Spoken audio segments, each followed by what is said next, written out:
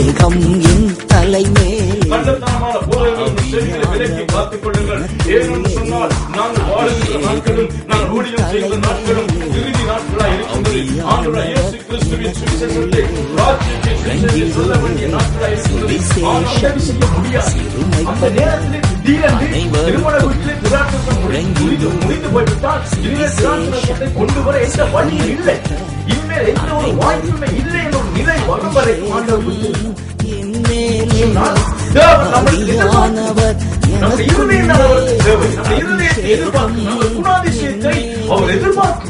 வீட்டுக்குள்ளே பாவம் படுத்து கிடக்கின்றது. அந்த அளவுக்கு பாவம் லைஃப் ஸ்டைலாய் மாறிவிட்டது. தங்களுடைய வாழ்க்கை நடைமுறையை நாளாந்த வாழ்க்கையை பாவம் மாறிவிட்டது. அப்படிப்பட்ட கொடூரமான ஒரு நாட்களிலே நீங்கள் நான் வாழ்ந்து கொண்டிருக்கின்றோம். இயேசு கிறிஸ்துவை நம்புகின்ற போது, அவருடைய விசுவாசம் வைக்கின்ற போது, அவரை நீங்கள் நம்புகின்ற போது, அவரை நீங்கள் தெய்வமாய் ஏற்றுக்கொள்கின்ற போது, அவரை சொந்த தெய்வமாக மனதார நீங்கள் விசுவாசிக்கின்ற போது உங்களுடைய காரியங்களை வாய்க்கப்படுவார். அருமையான தேவனுடைய பிள்ளைகளை இன்று ஆண்டவருடைய ஆலயத்தை கள்ளர் பொறையாய் மாற்ற வேண்டாம். உங்களுக்கு விருப்பமானவற்றை சபையிலே செய்ய வேண்டாம். சபை தேவனுடைய வீடாய் இருக்கிறது, ஜெப வீடாய் இருக்கிறது. தேவனுக்கு பிரியமான காரியங்கள் மாத்திரம் சபையிலே நடக்க வேண்டும். தேவனுக்கு பிரியமான செய்திகள் மாத்திரம் சபையிலே பிரசங்கிக்கப்பட வேண்டும்.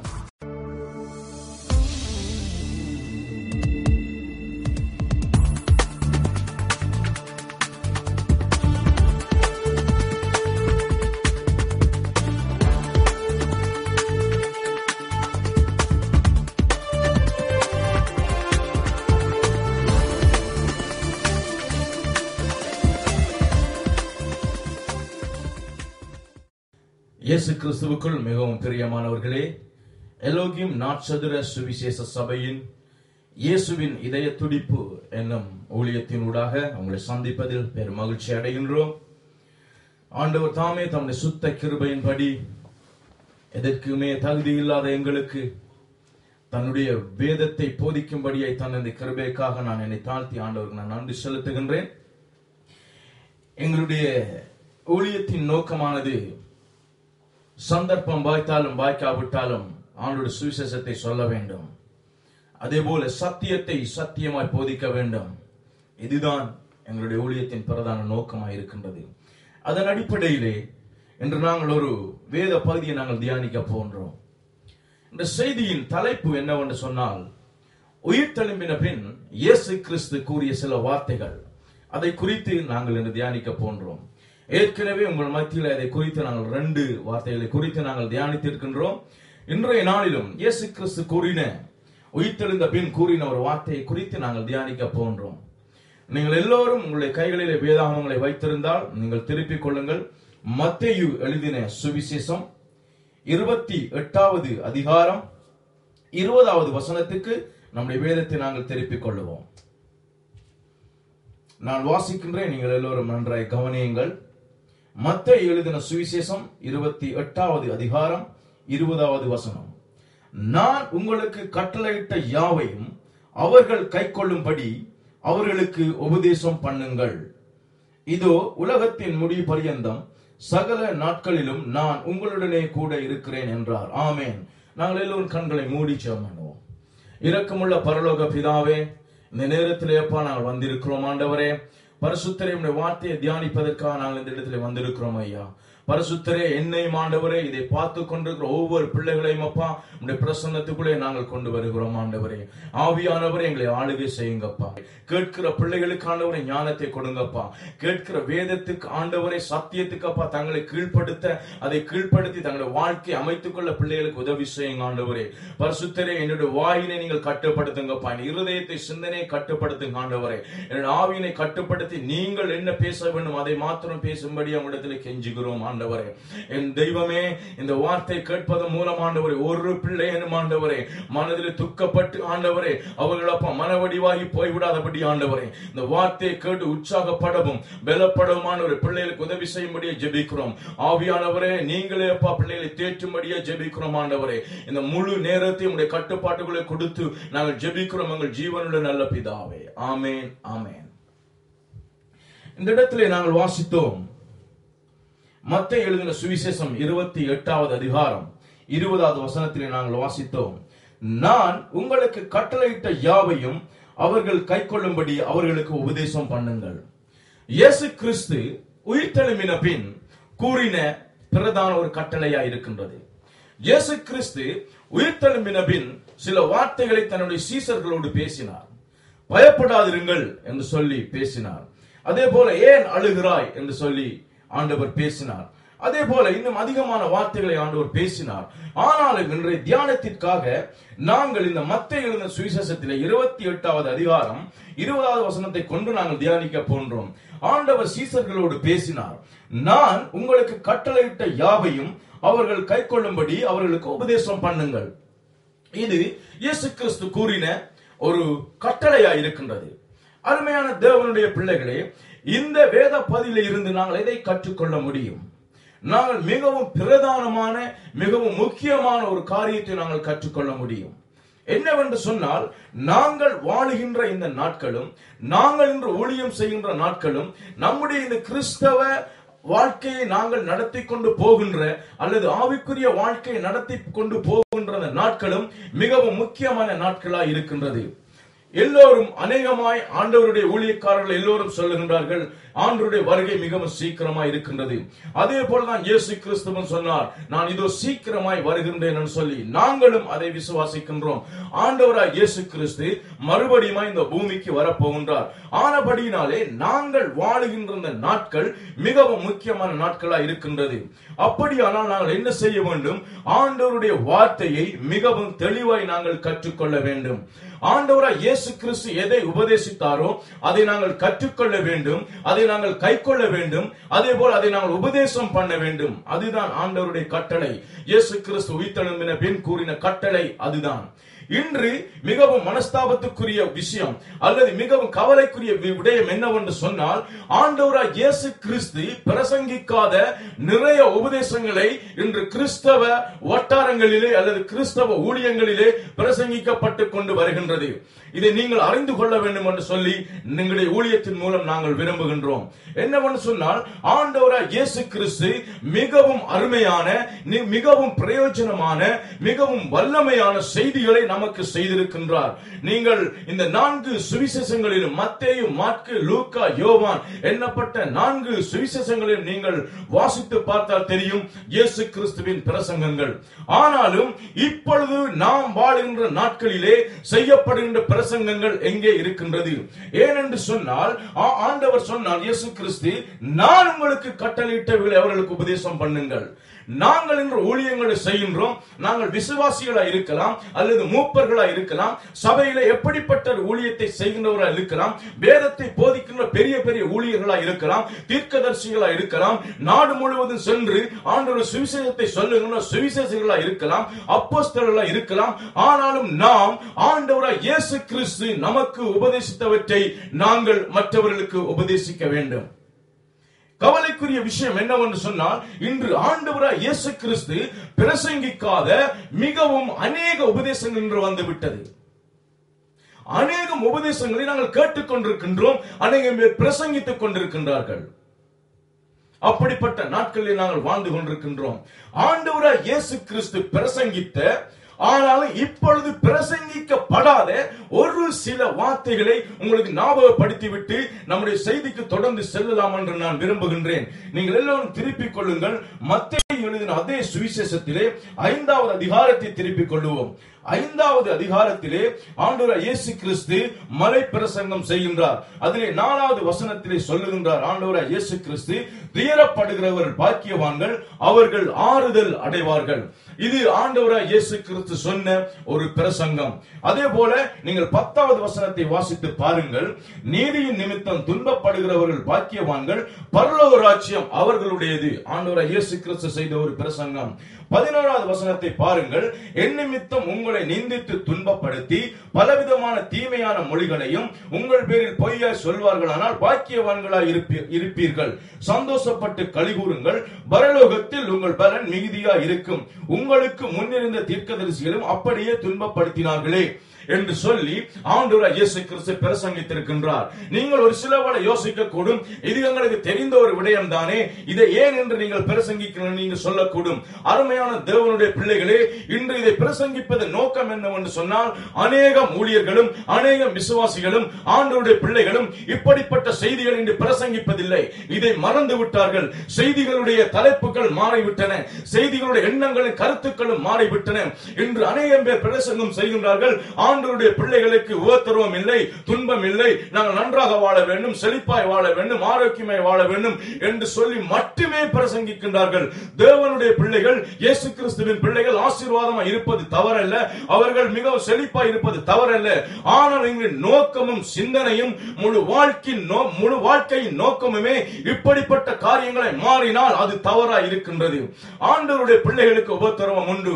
நீதியின் நிமித்தம் நம்மை துன்பப்படுத்துவார்கள், சுவிசேஷத்தை நிமித்தம் நம்மை துன்பப்படுத்துவார்கள், சத்தியத்தை சத்தியமாய் போதிக்கிற எதிர்ப்புகள் வரும். அதை நாங்கள் பிரசங்கம் செய்ய வேண்டும்.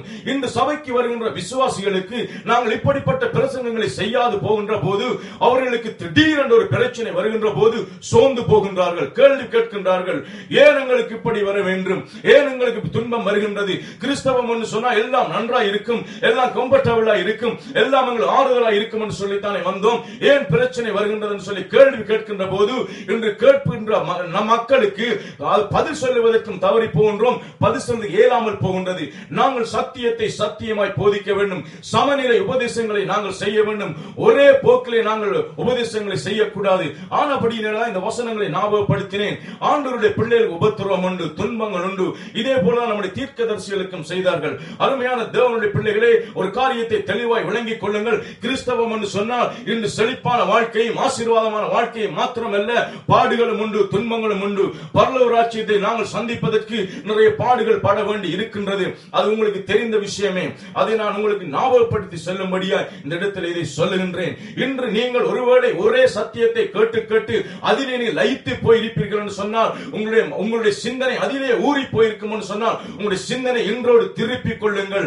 ஆண்டவருடைய பிள்ளைகள் சத்தியத்தை சத்தியம் அறிந்து கொள்ள வேண்டும். பிழையான உபதேசங்களுக்கும் பிழையான மனிதனுடைய சிந்தனைகளுக்கும் தவறான உபதேசங்களுக்கும் உங்களுடைய செவிகளை விலக்கி காத்துக் கொள்ளுங்கள். இன்று தவறான உபதேசங்களுக்கும் தவறான போதகர்களுக்கும் கள்ளத்தனமான போதகங்களுக்கும் செவிகளை விலக்கி காத்துக் கொள்ளுங்கள். ஏனென்று சொன்னால், நாங்கள் வாழுகின்ற நாட்களும் நாங்கள் ஊழியம் செய்கின்ற நாட்களும் இறுதி நாட்களாய் இருக்கின்றது. ஆண்டவராகிய இயேசு கிறிஸ்துவின் சுவிசேஷத்தை, ராஜ்யத்தின் சுவிசேஷத்தை சொல்ல வேண்டிய நாட்களாய் இருக்கின்றது. ஆனபடினாலே மிகவும் கவனமாய் அவதானமாய் இருக்கும்படியாய் நான் உங்களை தாழ்மையுடன் கேட்டுக் கொள்கின்றேன். நாங்கள் நம்முடைய செய்திக்கு தொடர்ந்து போகலாம். நமக்கு நேரம் போதாமல் இருக்கிறபடினாலே நான் மிகவும் விரைவாய் உங்களுக்கு சில காரியங்களை சொல்லலாம் என்று நான் ஆசைப்படுகின்றேன். நாங்கள் எல்லோரும் திருப்பிக் கொள்ளுவோம். தீமோத்தேயு 2 தீமோத்தேயுக்கு எங்களுடைய வேதாகமங்களை நாங்கள் திருப்பிக் கொள்ளலாம். 2 தீமோத்தேயு 4வது அதிகாரம் 2வது 3வது 4வது வசனங்களை நான் உங்களுக்கு வாசிக்கின்றேன். நீங்கள் என்னோடு சேர்ந்து கவனியுங்கள். சமயம் வாய்த்தாலும் வாய்க்காவிட்டாலும் ஜாக்கிரதை திருவசனத்தை பிரசங்கம் பண்ணு. எல்லா நீடிய சாந்தத்தோடும் உபதேசத்தோடும் கண்டனம் பண்ணி கடிந்து கொண்டு புத்தி சொல்லு. ஏனென்றால் அவர்கள் ஆரோக்கியமான உபதேசத்தை பொறுக்க மனதில்லாமல் செவித்தின உள்ளவர்களாகி தங்கள் சுய இச்சைகளுக்கேற்ற போதகர்களை தங்களுக்கு திரளாய் சேர்த்துக் கொண்டு சத்தியத்துக்கு செவியை விலக்கி கட்டுக்கதைகளுக்கு சாய்ந்து போகும் காலம் வரும்.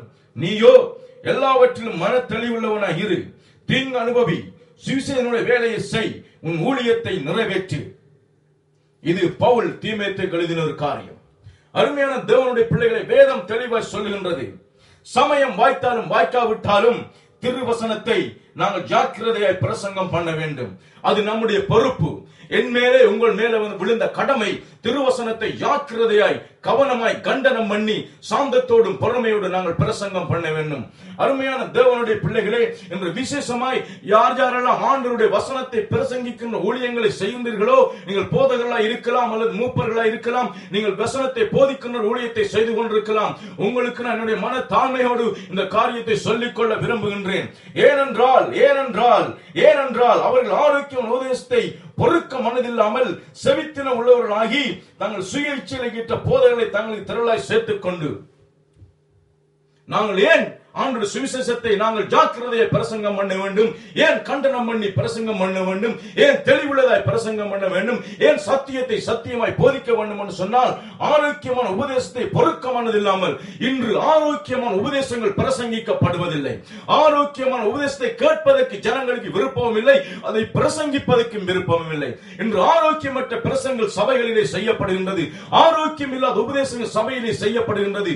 அருமையான தேவனுடைய பிள்ளைகளே, இன்று பலிபீடத்திலே நின்று, அது சபையாய் இருக்கட்டும், ஒரு வீட்டு கூட்டமாக இருக்கட்டும், எந்த ஒரு மேடையாக இருக்கட்டும், இன்று ஆரோக்கியமான பிரசங்கங்கள் செய்யப்படுவது மிகவும் குறைவாக இருக்கின்றது. இன்று ஆண்டவருடைய பலிபீடத்திலே வீணான பேச்சுக்கள், ஆரோக்கியம் இல்லாத பேச்சுக்கள், இன்று இரட்டை அர்த்தமான வார்த்தைகள், இன்று ஆபாசமான வார்த்தைகளை பேசி பிரசங்கம் செய்யப்படுகின்றது. கேலி பேச்சுக்களை பேசி இன்று பிரசங்கம் செய்கின்றார்கள். மற்றவர்களை சிரிக்க வைப்பதற்காக இன்று பிரசங்கங்கள் செய்யப்படுகின்றது. மற்ற நோகடிப்பதற்காக இன்று பிரசங்கம் செய்யப்படுகின்றது. ஒரு போதகருக்கோ அல்லது ஊழியனுக்கோ தன்னுடைய இருக்கிற தனிப்பட்ட கோபத்தை இன்று பலிபீடத்திலே வந்து நின்று மக்களுக்கு முன்பாக சொல்லி அதை வெளிப்படுத்துகின்றார்கள். ஆண்டவருடைய வார்த்தையை மற்றவர்களை அடித்து நொறுக்குவதற்கு பயன்படுத்துகின்றார்கள். அப்படிப்பட்ட ஆரோக்கியம் இல்லாத பிரசங்கங்கள் இன்று செய்யப்படுகின்றது. அதை நான் உங்களுக்கு தெரிவித்துக் கொள்ள விரும்புகின்றேன். அதே போல தங்கள் சுய இச்சைகளுக்கு போதகர்களை தங்களுக்கு திரளாய் சேர்த்துக் கொண்டு சத்தியத்துக்கு செவியை விலக்கி கட்டுக்கதைகளுக்கு சார்ந்து போகும் காலம் வரும். அந்த காலத்தில் தான் நாங்கள் இன்று நின்று கொண்டிருக்கின்றோம். அருமையான தேவனுடைய பிள்ளைகளே, கட்டுக்கதைகளுக்கு இன்று சாய்ந்து போகின்ற காலம் வரும். இன்று ஒரு பிரசங்கத்தை எடுத்துக் கொண்டோம் சொன்னால், தேவனுடைய வார்த்தையை இன்று அவர்கள் பிரசங்கிப்பதை விட்டுவிட்டு இன்று கட்டுக்கதைகளை பிரசங்கிக்கின்றார்கள். இன்று 100% ஒரு பிரசங்கம் சொன்னால் 90% சொந்த கதைகளும் கேலி பேச்சுக்களும் கட்டுக்கதைகளையும் பேசிவிட்டு ஆண்டவருடைய வார்த்தை ஒரு 10% தான் இருக்கின்றது. நீங்கள் அநேகம் பேர் இந்த அனுபவத்து கூட கடந்து சென்றிருக்க கூடும். சத்தியத்துக்கு செவியை விலக்குகின்றார்கள். ஒரு மனித சத்தியத்தை போதிக்கின்ற போது அதை கேட்க விருப்பமில்லை. இன்று ஒரு சத்தியத்தை கடினமாய் அல்லது ஒரு சத்தியத்தை மிகவும் ஒரு மனிதன் திருந்த வேண்டும் என்று சொல்லி, ஒரு மனித வாழ்க்கையில் பாவத்தை கண்டித்து உணர்த்த வேண்டும் என்று சொல்லி பிரசங்கங்கள் செய்கின்ற போது அதை கேட்க மனதில்லாமல் போகின்றார்கள். அப்படிப்பட்டவர்களுக்கு ஒரு கூட்டமும் இருக்கின்றது. தங்களுக்கேற்ற போதகர்களுக்கேற்ற ஒரு கூட்டமும் இன்றைய நாளிலே இருந்து கொண்டிருக்கின்றது. அதை கைதட்டி அதை வரவேற்றி தங்களுக்கு ஏற்றுக்கொள்கிற கூட்டமும் இருக்கின்றது. அப்படிப்பட்ட காலத்திலே நீங்களும் நானும் வாழ்ந்து கொண்டிருக்கின்றோம். அருமையான தேவனுடைய பிள்ளைகளே, நீங்கள் எல்லோரும் விழித்தெழும்பும்படியே நான் கேட்டுக்கொள்கின்றேன். நாங்கள் வேதத்தை சத்தியமாய் போதிக்க வேண்டும். வேதத்தை தெளிவாய் வாசித்து அதை புரிந்து கொள்ள வேண்டிய நாட்களில் இருக்கின்றோம். நீங்கள் கட்டுக்கதைகளுக்கு சாய்ந்து போக வேண்டாம். வீணான பழைய கதைகளுக்கும் பேச்சுக்களுக்கும் கேலி பேச்சுக்களுக்கு சாய்ந்து போக வேண்டாம். பழையான உபதேசங்களுக்கு சாய்ந்து போக வேண்டாம். ஏனென்று சொன்னால் அப்படிப்பட்ட நாட்களிலே நாங்கள் இன்று வாழ்ந்து கொண்டிருக்கின்றோம். வேதம் சொல்கின்றது, நீயோ எல்லாவற்றையும் மன தெளிவுள்ளவனாய் இரு. மன தெளிவுள்ளவனாய் இருக்க வேண்டும். ஒரு மனிதன் பிரசங்கித்தால் நாம் அதை பகுத்தறிய வேண்டும். ஆண்டவரே இயேசு கிறிஸ்துவின் பரிசுத்த ஆவியை கொண்டு ஒரு சத்தியத்தை பகுத்து அறிய வேண்டும். இது சொல்லப்படுகிற சத்தியம் சரிதானா அல்லது தவறுதானா சொல்லி வேதத்தோடு நீங்கள் ஒப்பிட்டு பார்த்து அதை நீங்கள் தெளிவுள்ளவனாய் மாற வேண்டும். என்று சொல்லுவதை நான் கேட்டு அதற்கு உங்கள் வாழ்க்கையை நீங்கள் ஒப்புக் கொடுத்து உங்கள் வாழ்க்கையை நீங்கள் பழுதாக்கி கொள்ள வேண்டாம். ஏனென்று சொன்னால் நாங்கள் மன தெளிவுள்ளவனாய் இருக்க வேண்டும். தீங்கனுபவி சுவிசேஷனுடைய வேலையை செய். அருமையான போதகர்களே, அருமையான ஊழியக்காரர்களே, சுவிசேஷனுடைய வேலையை செய்ய வேண்டும். ஒரு சுவிசேஷகன் சுவிசேஷனுடைய வேலையை செய்ய வேண்டும். இன்று சுவிசேஷர்கள் என்ன செய்கின்றார்கள்? அருமையான தேவனுடைய பிள்ளைகளே, நீங்கள் வசனத்தை போதிக்க வேண்டும். You are not a comedian. நீங்கள் ஒரு கொமீடியன் அல்ல. மற்றவர்களை சிரிக்க வைப்பதற்கு நீங்கள் ஒரு ஜோக் அடிக்கின்றவன் அல்ல. ஒரு மேஜிஷியன் அல்ல. நீங்கள் ஒரு அரசியல்வாதியும் அல்ல. You are not a politician. நீங்கள் சுவிசேஷங்களாக இருக்கின்றீர்கள். இன்று சபையிலே ஆண்டவருடைய பலிபீடத்தை அரசியல் பேச்சுக்களுக்கும் சொந்த பேச்சுக்களுக்கும் மற்றவர்களை சிரிக்க வைப்பதும் பயன்படுத்த வேண்டாம். சத்தியத்தை சத்தியமாய் போதிப்பதற்கு உங்களை பழக்கப்படுத்திக் கொள்ளுங்கள். Come back to the Bible. மறுபடியும் வேதத்துக்கு திரும்பும்படியை கேட்டுக் கொள்ளுகின்றேன். உங்கள் சொந்த இச்சைகளுக்கும் சொந்த ஞானத்துக்கும் நீங்கள் பலிபீடத்தை பயன்படுத்த வேண்டாம். வீணான ஜோக்ஸ், தேவையில்லாத பகுதிகளுக்கும் உங்களுடைய கேள்வி பேச்சுக்களுக்கும் பலிபீடத்தை பயன்படுத்த வேண்டாம். சத்தியத்தை போதியுங்கள். காலம் மிகவும் குறுகியதா இருக்கின்றது. மக்கள் அவர்களுடைய செய்தியை கேட்க வருகின்றார்கள். நாங்கள் என்ன செய்கின்றோம்? ஒவ்வொரு வார்த்தைக்கும் ஒவ்வொரு போதகரும் ஒவ்வொரு உபதேசகரும் செய்கின்ற ஒவ்வொரு பிரசங்கத்துக்கும் கணக்கு கொடுக்க வேண்டிய நாட்கள் இருக்கின்றது. தேவையில்லாமல் பிரசங்கங்கள் செய்யக்கூடாது. என்ன சொல்லுவதென்று தெரியாது. எங்கே ஆரம்பிப்பது எங்கே முடிப்பது என்று தெரியாது. வாசிக்கின்ற வசனம் ஒன்று, செய்கின்ற பிரசங்கம் ஒன்று. தயவு தெளிவுள்ளவனாய் சத்தியத்தை சத்தியமாய் போதியுங்கள். ஆண்டவர் அதைத்தான் சொன்னார். நான் உங்களுக்கு கட்டளையிட்டவரை உபதேசம் பண்ணுங்கள். ஆண்டவருடைய இயேசு கிறிஸ்து சுவிசேஷத்தை உபதேசம் பண்ண வேண்டும்.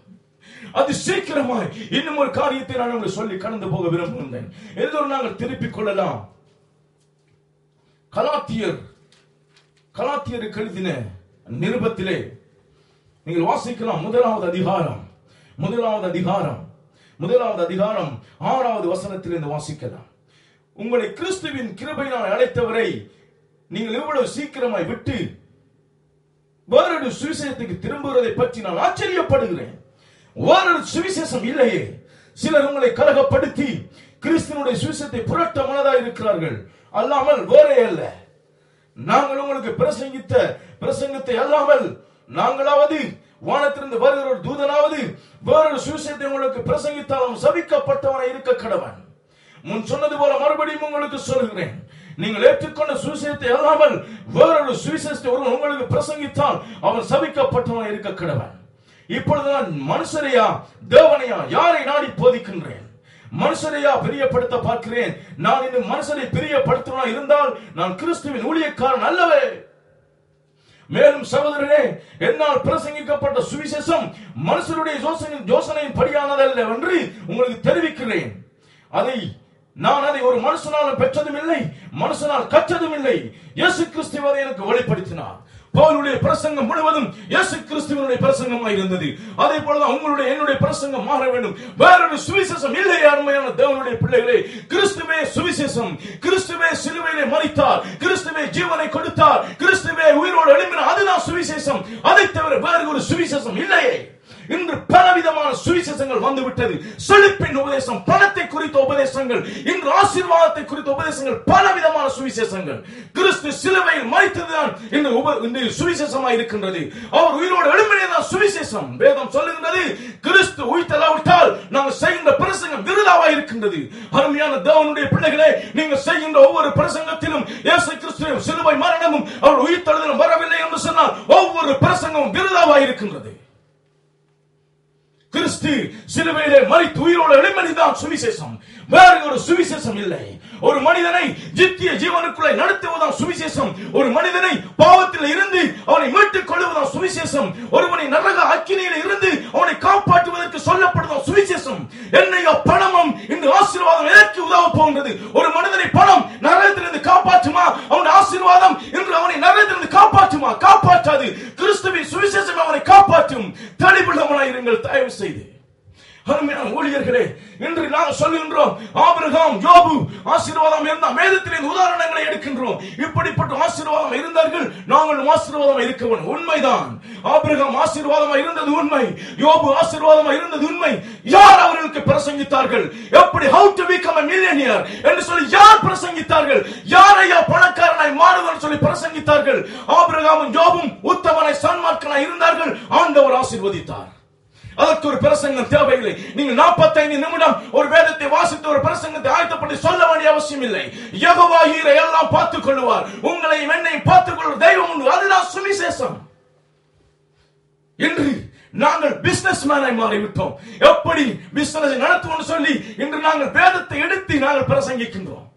எப்படி ஒரு நாள் பிரசங்கிக்கவில்லை.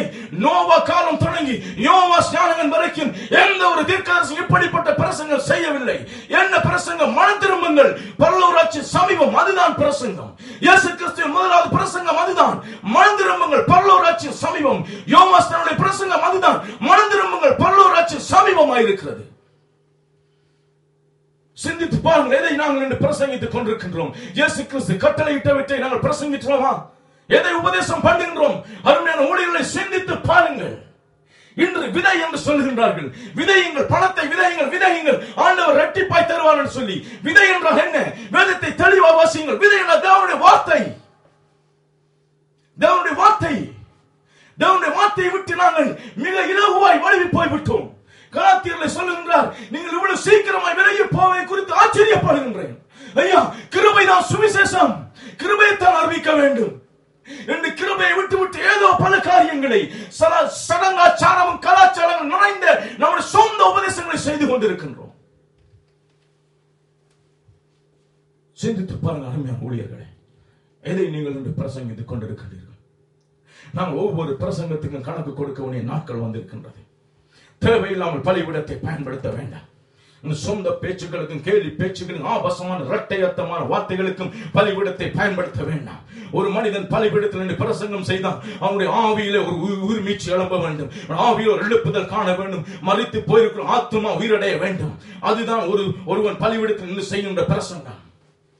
வெற்றி பேச்சுக்களை பேச வேண்டாம், வறுமையான வெட்டி பேச்சுக்கள் பலிபீடத்தில் பேச வேண்டாம். சத்தியத்தை போதிக்கும்படியே நான் மனசார தாழ்மையோடு கேட்டுக்கொள்கின்றேன். நாங்கள் எல்லா கட்டுக்களையும் சாய்ந்து போன காலம் வந்துவிட்டது. அநேக ஊழியர்கள் இன்று பல தேசங்களிலே, இன்று ஆங்கில ஊழியங்களிலே, இன்று அமெரிக்காவிலே, இந்தியாவிலே, இலங்கையிலே, எல்லா நாடுகளிலும் இப்படிப்பட்ட உபதேசங்கள் ஒரு நோயை பரவிக் கொண்டிருக்கின்றது. நீங்கள் அதுக்கு உங்களை நீங்கள் விட்டுக் கொடுக்க வேண்டாம். சத்தியத்துக்கு சத்தியமாய் வாய்க்குமாய் நில்லுங்கள். ஆண்டவர் இயேசு கிறிஸ்துவை பின்பற்றுவோம், எந்த மனிதனையும் பின்பற்ற வேண்டாம். அருமையான இளம் ஊழியக்காரர்களே, நீங்கள் எந்த தவறான ஊழியரை நீங்கள் பின்பற்ற வேண்டாம். இயேசு கிறிஸ்துவை பின்பற்றுங்கள். அவர் நமக்கு போதனை செய்வார், பரிசுத்த ஆவியானவர் நமக்கு போதித்து தருவார். ஹல்லேலூயா. இன்று நாங்கள் மனம் திரும்ப வேண்டிய நேரத்தில் நிற்கின்றோம். Come back to the Bible. ஆண்டவர் வார்த்தைக்கு மறுபடியும் வாருங்கள். மனிதனுடைய சிந்தனையை எடுத்து போடுங்கள். ஆண்டோட வார்த்தைக்கு மறுபடியும் வாருங்கள். ஒப்புக் கொடுங்கள். இந்த செய்திக்கு உங்களை ஒப்புக் கொடுங்கள். நான் ஜெபிப்பதற்கு நேரம் இல்லாவிட்டாலும் இந்த செய்தி முடிந்த பின்பதாக நீங்கள் முழங்கால் படி போட்டு ஜெபம் பண்ணுங்கள். ஆண்டவரை மன்னியுங்கள் சொல்லுங்க. ஒவ்வொரு தவறான பிரசங்கத்தை மன்னியுங்கள் சொல்லுங்க. செய்த பிரசங்கள் மன்னிப்பு கேளுங்க. நாங்கள் இன்று மிகவும் கடைசி நாட்கள், இறுதி நாட்கள் நிற்கிற சத்தியம் பிரசங்கிக்கப்பட வேண்டும். இயேசு கிறிஸ்து சொன்ன உபதேசம் பிரசங்கிக்கப்பட வேண்டும். ஒரு மனிதனை நரகத்திலிருந்து மீட்டுக் கொள்கின்ற பிரசங்கம் பிரசங்கிக்கப்பட வேண்டும். ஹல்லேலூயா. இரக்கமுள்ள பரலோக பிதாவே, நன்றி ஆண்டவர். இதை கேட்டுக்கொண்டு ஒவ்வொரு பிள்ளைகளுக்கு ஜெபிக்கிறோம். இருதயத்தில் ஒரு மாற்றம் உண்டாகட்டும் ஆண்டவரே. இருதயத்திலே ஆண்டவரே ஒரு மாறுதல் உண்டாகட்டும் ஐயா. இதுவரைக்கும் தவறாய் பிரசங்கம் செய்த ஒவ்வொரு பிள்ளைகளும் ஆண்டவரே, தவறாய் பிரசங்கம் செய்த ஒவ்வொரு பிள்ளைகளும் ஐயா ஆண்டவரே, அவர்கள் மனம் திரும்பட்டும் ஆண்டவரே. தங்களுடைய பலிபீடத்தை தவறாய் பயன்படுத்தின மனம் திரும்பட்டும் ஐயா. ஓ பரிசுத்தரே, நீங்கள் வல்லமையை கொடுங்க. உம்முடைய ஆண்டவரே வல்லமை ஊற்றப்படட்டும் ஆண்டவரே. யோவா ஸ்நானின் மேல் இறங்கின ஆவியானவர் எலியா தீர்க்கதரிசி மேல் இறங்கின அதே ஆவி எங்கள் மேல் இறங்கட்டும் ஐயா. ஒவ்வொரு ஊழியர்களும் போதகர்களும் விசுவாசம் மனம் திரும்பட்டும் ஆண்டவரே. எங்களுக்கு தாழ்த்தி ஒப்பு கொடுக்கிறோம் ஐயா. ஆண்டவரே, நாங்கள் கடைசி நாட்களிலே நிற்கிறோம் ஆண்டவரே. எங்களுக்கு உதவி செய்யும்படியே கேட்டுக்கொள்கிறோம் ஐயா. உம்முடைய வேதத்துக்கு மறுபடியும் வர, தேவன் பக்கம் மறுபடியும் வர எங்களுக்கு உதவி செய்யுங்க ஆண்டவரே. ஏசப்பா, இந்த தேசங்களில் இந்த பிள்ளைகள் பார்த்துக் கொண்டிருக்கிறார்களோ, இந்த பிள்ளைகள் இருதயங்களுக்குள்ளே ஒரு அக்கினி பற்றி எறியட்டும் ஆண்டவரே. வேதத்தை சத்தியத்தை குறித்த ஒரு வைராக்கியம் பற்றி எறியும்படியே ஜெபிக்கிறேன் ஐயா. ஆறுதல் படுத்துங்க, தைரியப்படுத்துங்க ஆண்டவரே. எல்லாவற்றையும் உடைய கரங்களை ஒப்புக் கொடுத்து ஜெபிக்கிறோம் உங்க ஜீவனுள்ள நல்ல பிதாவே. ஆமென், ஆமென். God bless you. சிறுமைப்பட்ட அனைவருக்கும் அபிஷேகம் என் மேலே, ஆவியானவர் எனக்குள்ளே.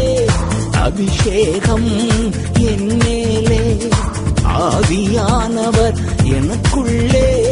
அபிஷேகம் என் தலை மேலே, ஆவியானவர் எனக்குள்ளே.